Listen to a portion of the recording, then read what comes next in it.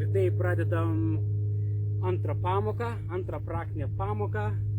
Tai toliau tęsiasi, reiškia, praktika, būtent, reiškia, teorija, praktika, viskas yra susiję, kad turėtume ir vieną, ir kitą patirtį.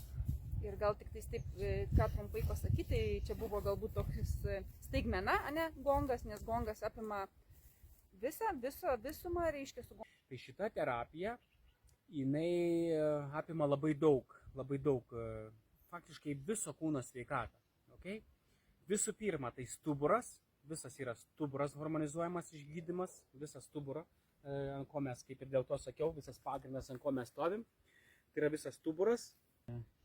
Dažnis, ta visa dažnė vibracija, jinai reiškia visus organus paliečia, ar ne, nes gausis viena pėda, antra pėda, ranka į ranką.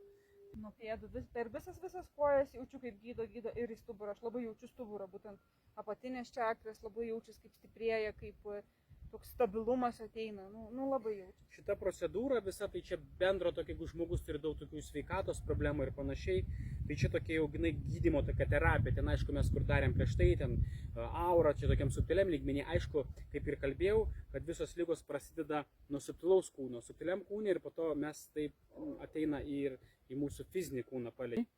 Mes prispaučiam 3 pirštus su 2, kaip patogiau, va, daugmaž tikiuosi, kad čia matosi viskas. Įsivaizdavim, padedam, okay? Žmogaus delnas taip, ir mes tada skambinsim. Kalnuosi teisai. Bet dedam singing ball ant pirštų galiukų ir 10 kartų taip pat. 80% intensyvumu. Skambinam. Intensyvumu.